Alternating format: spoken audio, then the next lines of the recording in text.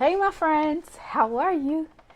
So, it's been a while since I've shared. I've been sharing along my journey and I disappeared for a moment and then I came back. I haven't shared any updates with you, and I'll share more later on my health journey. But as you can see, it's going well. I'm here. Um, and as a result of being here, God is credited for my healing and the strength of who I am and where I am, and I'm alive because there is more. Listen, I want to talk to you today about something that the Lord has been pressing on my heart. In a moment where the world is on fire, especially the U.S., here in the U.S., it is impacting us globally. Um, and the world has been on fire. The U.S. is now on fire. Everything is on fire, but all of it is giving way to the coming of Jesus Christ. And for those of us who are in Him, we can't wait. We are excited. And for those of us who don't know the Lord, we are operating in a place of horrid fear. And so if you are feeling horrid fear, I encourage you to get to know Jesus, the God of transformational change, who will give you peace in the midst of challenges. That's not why I'm here today. I want to talk to you about wealth. I am probably the least qualified to talk about financial wealth. I am not a financial advisor, but I am a wealthy woman, not in the way that you think yet. I'm on my way there. But before I even get to the place where I am talking to you about financial capital, I need to talk to you about another form of wealth that we often mistake. This wealth is relational capital, it's relationship capital. Wealth is not what you have always, it's who trusts you, who's in your circle. It is who speaks your name in rooms you have not entered. It is who is willing to build trust with you, who trusts you, and what they trust you for. And so today I want to talk to you about the wealth that comes through alignment with people. Now, several years ago, several decades ago, I probably was in my 20s, so maybe 20 plus years ago, I had gotten a prophetic word that stated that I would walk into my wealthy place at an early age. And so when you hear words like that in your youth and you don't have a ton of context, you're like, "Ooh, I'm going to be rich." And I certainly had dreams about that kind of wealth. And I do believe it's coming one day, hopefully in my lifetime, if I do the right thing and steward. But this wealth that I've attained at this stage in my life is an actual factual mechanism. And I'm going to share how I even got there. Relational wealth is understanding how wealthy you are in the places that God has allowed you to travel. So He's allowed me to have a very diverse experience in my life that has allowed me to navigate in systems and organizations and places and churches, things that I don't always talk about, but in every space that I've gone to, there has been relationships that have allowed me to have access to things that make me a wealthy person. And I want to talk a little bit about that wealth and why this is important right now. I think about the challenges that we are having in our world, and I say this prophetically that our survival in the next season that is up ahead, that we are foreseeing now, our survival is going to be based on how we build relationships with others. Every joint supplies, right? And all of us have something unique and different. There are so many examples of how we gather at tables, and no one person is going to have all of the pieces. This is going to require a level of humility, a level of saying, this is what I have and this is what I don't have. But also, coming to the table in that level of humility is going to require every person to put in the 2 cents, the 10 cents, the 25 cents, the whatever it is that they have to survive. And we see examples of this, which I'll talk about. But I want to talk about how you understand relational capital. So, relational capital is the accumulation of trust. It is people who trust you. It is your credibility. What do people know you for? What is accredited to your name? It is goodwill stored up within your connections. It is built through consistency. It is built through integrity, and it is built through shared value over time. People in wealthy circles understand this. Sometimes they call it quid pro quo, right? This for that. If I give you this, you'll give me that later.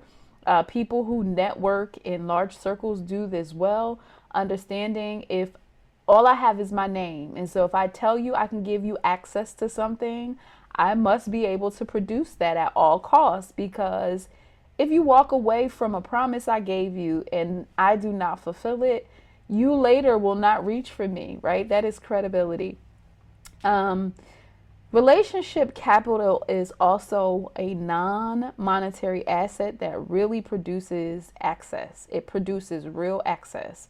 So, doing favors, recognition, paying people in certain levels of love equity produces access later. Sometimes it comes through just honoring folk, right? You can't do everything, but making sure people feel seen, right? Saying, I see you, I hear you. That is actually a form of relationship capital.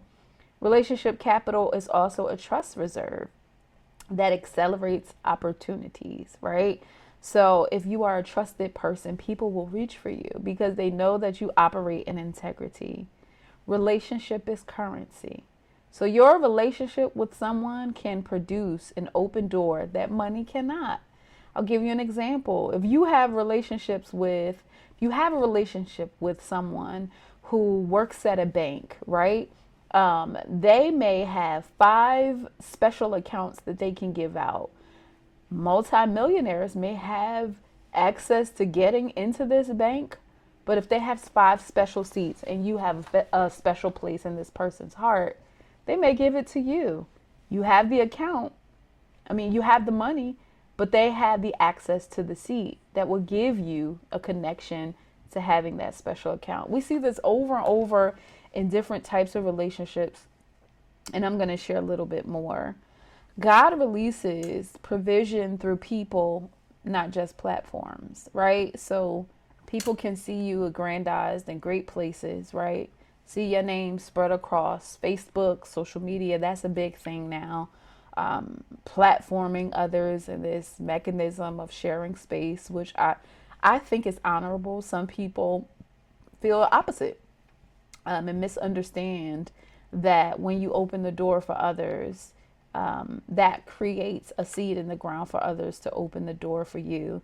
And of course, some of these things become perverted, and people will call conferences and gather big personalities in order to gather and manipulate people. I'm not talking about that. I'm talking about people in relationship recognizing that each of us have a different style, a different voice, a different sway, a level of contribution that can help somebody, right? And so that is a form of using relationships to support others. Tiara, may not have a certain kind of influence in some realms. I'm not a married woman, and so I could not host a conference on marital relationships unless I can bring in married women who I know do this, right? So that's an example of how you build relationships. That's a small example. Relationship capital is also one of those things that create and compound assets, right? And so over time, as you care for people, as you're in space with people, as people watch what you do, it builds a stronger trust with higher returns later. Sometimes you are in relationship with people for a long while and you don't fully know what they're capable of. But the longer you're with them, the more they observe you, especially as you share and care for others, the more they'll be able to say, oh, she does that, he does that, let me reach for them. Or they may see you in space and it takes you a while to evolve into what you're becoming. And then when they recognize that there's a need that meets time and opportunity, There goes the access, right? And so when we think about the concept of building trust, that is so, so important. Let me tell you about an example, and I think this is the most profound one and really one that agitated this conversation. But for me, has been a lifelong experience of me recognizing that I'm wealthy in relationships.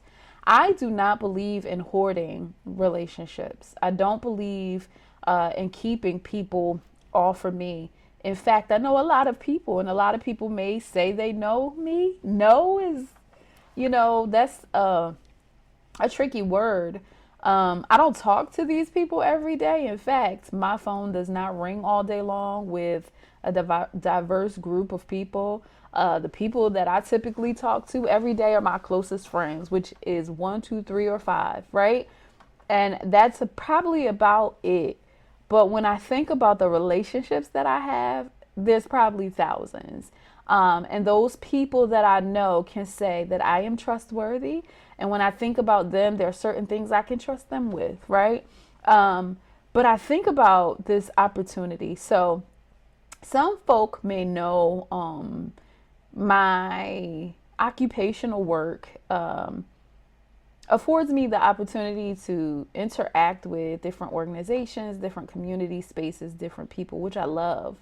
It is a great intersection for me for ministry as well as my occupation because I get to do both in the space that I'm in, and I'm very fortunate, to be able to do that. Shout out to the place that I work that doesn't bother me with letting me show up as preacher me, faith leader me.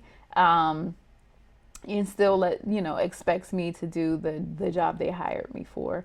But I developed in 2017, 18 the interfaith work that is really growing now. And so there was an opportunity within that time to create a clergy training and to develop a multi-faith community that is filled with chaplains.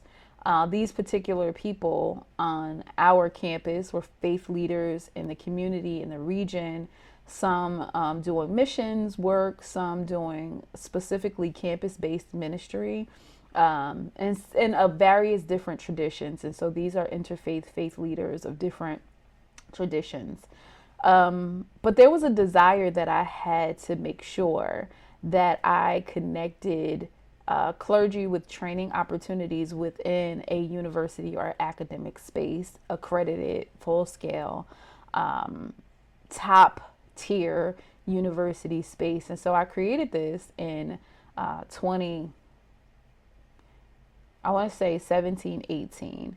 And then during COVID, I shifted into human resources, still loving learning, development, professional opportunity, and training as a heartbeat, right? So I believe capacity building is always learning and building your professional acumen, certifications, etc. I'm an educator through and through, no matter what I become. I believe wholeheartedly in learning.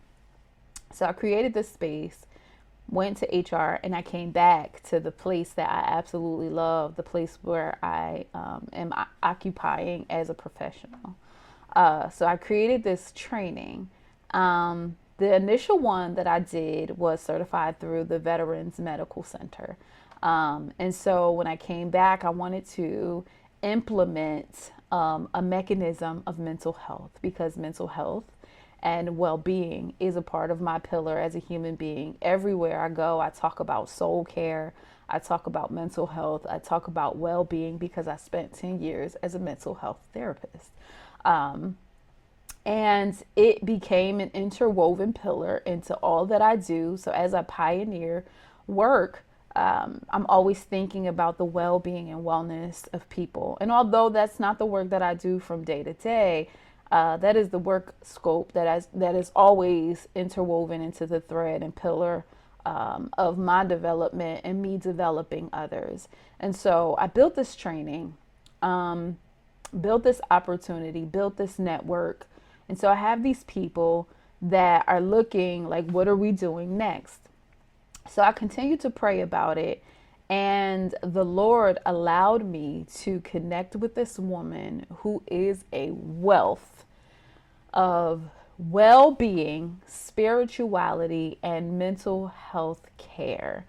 She came into my network looking for the same opposite. My lights are blinking to that. Looking for the same opportunity to train clergy. Her and I connected. I had a budget to do it. She was looking for a place to do it. I didn't have time, but I wanted to certify community clergy with a certification around mental health. So the Lord allowed me to connect with this woman, and she was able to bless almost 50 faith leaders at this point. Over the last year, we've been able to do it. That is a perfect example of being able to steward a relationship and that turning from a relationship into a financial opportunity. So go forward now, this woman has access now to other people who want to engage with this training. And when I tell you that this training is phenomenal, but it's not just that. All of my life, it's been these opportunities where people have fallen into my lap, Uber rides with folk who share the thing that they do beyond Ubering, turning into trainers, turning into preachers, turning into me empowering them to do what they do, right? Sometimes we don't always have the financial wealth to transfer to them, but we have the opportunity to connect them to others that can get them the asset. So that's an example of trust, of credibility, of networking. So relationship capital is really its own system, right? This is also defined as a second bank account. So relationships are our second bank account. We think about the bank account in the big banks like the Wells Fargo, the Navy Federal, fill in the blank with whoever you bank with. Some of these offshore things, Chime. Sometimes we think about the ways that we invest, our investment accounts. But relationship capital is its own wealth system. It's a second account.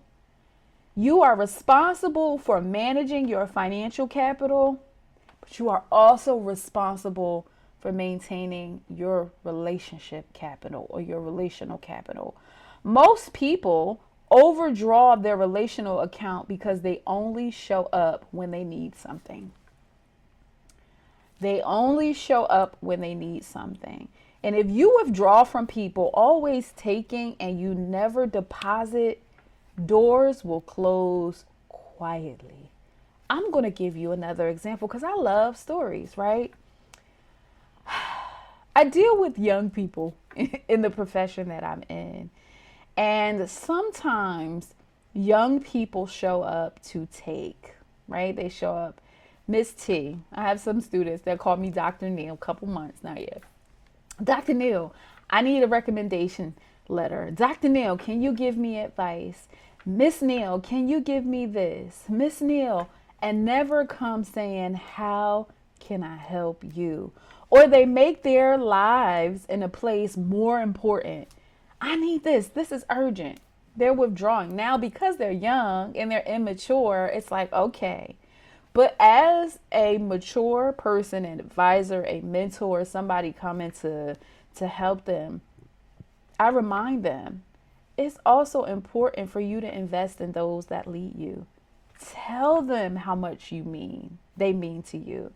Tell them that you're inspired by them. Tell them on the days when it looks like they're having a hard day, what your voice means to them. Invest in them, right? Sometimes when we're at a certain place as mentees, we pull on our mentors, not recognizing that they are human too, right? If your parents are still living, or if you have spiritual parents, you pull on your spiritual parents, but you never pour back in.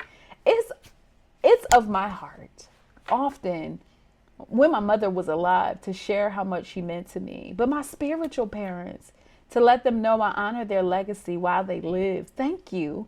Thank you to my spiritual mother. Thank you to my spiritual father for pouring into me. How are you doing today? How can I show up for you? That is a wealth building opportunity, not in a place to be transactional, but because I genuinely care. I want you to live. I want you to feel supported. I want you to know I see you. I want you to know that in moments where you feel like you don't have the strength to go on, that you're needed, loved, and cared for. That level of investment is something you cannot pay for, right? And it's not just upward, it's my colleagues too, my brothers and sisters in the faith. I take moments to say, how can I pray for you? How can I care for you now? Not to a detriment, right? We also want to do that in a place where we have boundaries, right? Because there are people that will pull if you're always pouring. So you want to be careful of that too. But I said all of that to say that relationship capital is always you're always in, when you're mindful of relationship capital, you're always in a place where you're pouring in as much as you're withdrawing, right? And when you do this, when you pour in without the motive to extract, eventually those dividends come back. They may not come back in a place where you pour. They may come back through another relationship. And this is where we have to trust God, right? We have to trust God to recognize that He is the source. We are an extension of a resource. So the resource comes from God as the source. And it doesn't come back to always through the same person that gives to us or we give to, right? The parable of the sower reveals that when we invest in others, others will invest in us. When we invest in others, we constantly look like a well, that there's a cyclical exchange, or what we call running water through it.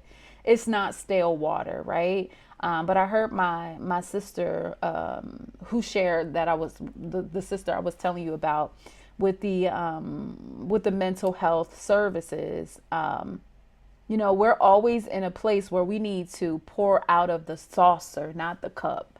That we should be filling ourselves up with good relationships that pour into us, so that at the right time, when we're full, we can pour into the cup of others, right? And so just like money compounds, relationships compound. One introduction becomes access. One relationship becomes a network. One moment of trust becomes long-term favor. I love what my Uncle Chaz often talks about, which is the ministry of presence. It is the investment of being present for people, right? Again, not looking to get back, but looking to invest. How can I show up? It also means humbling ourselves with the things that we perceive as our own level of importance to show up for others, right? So when someone dies, if you have the time and you can withdraw and sacrifice, going to that funeral, sharing the hug, even if it's for 15 minutes. I can only drive an hour to give you a hug to turn back around to go home, right? Those things say to a person that they are valuable and appreciated. That's relationship capital investment. Flying all the way over to another part of the country to show up for somebody, to show them that you're invested in their becoming, right? When you're invited to something and you may not have the time or the opportunity, sending a quick voice note or calling them and saying, hey, I am super proud of your becoming. I may not be able to be present there. Let me sow a seed. I don't have a seed to give. Maybe I have a word of encouragement. I remember when you were developing this. I am so proud of you. Those things become relational wealth multipliers. Strong relationships create a deal flow. So when people trust you over time, they know that they can reach for you, that you're there, right? It also reduces friction when things don't fully align, right? It speeds up a cycle of trust, knowing that, oh, last time I needed so-and-so, Tiara was there for me. Let me see if I can rely on her again. She's reliable. She shows up kind. She's polite. She's not self-interested. She doesn't take over when she's invited on my platform. Come on, people of God.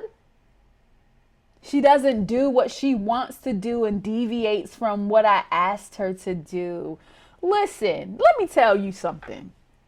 For those of us who are in leadership spaces, when somebody invites you to the table to do something for their event, you will not get invited back. If you come to a seminar talking about relationships and you men bashing and you were not given access to share your experience, right? If somebody invites you to the table to talk about whatever your subject matter is, say your subject matter is writing books, and you start talking about what you did as a preacher, be careful. You want to honor your relationships by doing what people ask you to do. And if you feel like you need access to create your own outlet, create your own outlet, my friends. But be careful that you're honoring the relationship you have with others and that you're not deviating from what people have asked you to do, that you show up. That's like my boss hiring me to do what I do culturally. And I show up, although I worked in HR or I've been a mental health therapist. Now I'm going to start hosting one-on-one sessions at work and maybe engage in private practice in my office. That's not what I was hired to do. What do you think would happen if I showed up in my daily life as a professional in my space, hired to do cultural engagement, and now I'm hosting one-on-one sessions or group therapy at work? I would soon quickly get fired, right? But when we are in relationships with people, we deviate, right, from the thing that people expect from us. I want to talk about the wealth gap. I talked a little earlier about how it is necessary for us to build relationships with people, and how in the days ahead we're gonna need each other. We're gonna need each other in an every joint supplies kind of opportunity. We're going to need to share incomes. We are going to need to share learning opportunities. We are going to need to share opportunities because the world is so untrustworthy. Yeah. The things that we're seeing in social spaces are so untrustworthy that we're going to need to reach for voices that are trustworthy, right? We are going to need to reach for relationships that are and people that are reliably trustworthy, where if you share their name in specific circles, there's a unanimous agreement about who they are. This is relationship capital. There should be a unanimous agreement around your name, right? We see that in the concept of the credit score. That is very much a socioeconomic, political disenfranchisement for, let's talk about that later. But the credit system shows us how credibility works. What is your relational capital score? Are you known as being trustworthy? Are you known as being credible? Are you known as being a truth teller and reliable? Are you known as someone who is self-interested, self-promoting, self-aggrandizing? All of these things about self, stealing relationships, not asking permission, showing up in a dishonorable way, dishonoring others when you're in space, talking about people's business from over there, over here, bringing gossip from over there to over here. Yeah, these things are connected to relational credibility. Now, granted, not every relationship that we get in is easy to have. Let's be honest there, okay? Not everybody that we're in relationship with wants to see us win. Let's be honest there. But as a person who honors your own relationship with yourself, you also have to be careful with who you partner with. And so the scripture tells us when we enter in a place that doesn't receive us, and sometimes that lack of receptivity is respect, shake the dust off your feet and move on. Right? So there are some relationships we just need to sever because there's a lack of respect and a lack of honor. But relationship capital first recognizes your relationship with yourself. Right? So when we talk about this thing with regards to the wealth gap or the relationship gap, some of our lack of access, some of our lack of exposure, and some of our lack of endorsement is because no one's advocating for you. No one trusts you, and you don't have relationship proximity because you're not consistent. You're not trustworthy. People cannot depend on you. You don't show up when you say you're going to show up. You're flaky. You're self-interested, right? And that's a dangerous place to be in because you won't get invited. And there are times where you may need to break covenant. There are times where you need to do something and you schedule conflict. But be careful. Be careful that you don't consistently say yes in a relationship, not weighing your priorities in proximity. I see people ruin relationships every day. In fact, I have a mentee, and my mentee, and I'm just going to say it, sometimes thinks of herself a little more highly than she ought to. And there was a recent opportunity where she got access to the table as with someone prominent. And this access to the table with someone prominent doesn't come often. But this person believed that she had the same proximity to that prominent person that I did, and that she could get access to that again. And guess what? Person does not want to deal with her outside of me. Unfortunately, there are times where your proximity or your access will come by way of someone that you perceive you're higher than or better than. Someone that you perceive that you don't need. Be careful. Be careful. My mother used to say back in the day, be careful of the toes that you step on today because they may be connected to the but you got to kiss tomorrow. My mother was a little unconventional, so she said the whole word, ASS. She said it. Be careful of the toes you step on today because they may be connected to the butt you have to kiss tomorrow. Be careful of the toes that you feel like you don't need, so you're stepping over them thinking that you're going to get access. But the credibility comes through the connection of that bridge in that relationship. Humble yourself. A lot of times access and proximity come when you make yourself a base. You don't know everything, right? You have to tell yourself, I don't know everything. I need this relationship. There's something here. If I'm getting access, even if I get through by the sliver of the door, thank you, Jesus, right? And recognizing that opportunity, that relational proximity by way of that bridge, if that's the connector for you, humble yourself. No one has to do anything for you. So unfortunately, my mentee missed an opportunity to sit at the table of someone prominent because they didn't see the gift in the connection. They thought that we were on the same page. We were in the same space and that they could get direct access to that person like I had it. Unfortunately. I also want to share a little bit about transactional relationships. It's very dangerous to perceive that the relationships that you have around you are there for your benefit. So transactional mindset and relationship with others says, who can help me? What can I get from this person? How can I leverage this relationship for my own benefit? Right? And that energy, people feel that, right? Sometimes it's that, and I'll give you an example. Someone walks into a space where they know that there's millionaires in the room, and all of a sudden they have this sign, I have a business, right? I need an investor. People feel that. And sometimes the sign is not that direct. Sometimes the sign is subtle, where it's like, oh, let me buy this, extra $1,000 ticket in a space where I know millionaires are in a room. And then you look hungry, right? Instead of being invited into this space.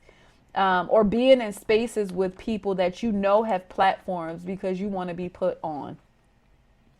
I want us to be careful with that, right? I want us to be very, very careful with that.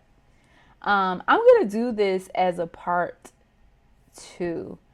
Because I want to talk about some of the biblical foundations for this and how relationship capital looks in action, what it means to invest in others, and how you can build your relationship capital and guard your own relationship capital. Because your network is not your net worth, right? It's your trustworthiness.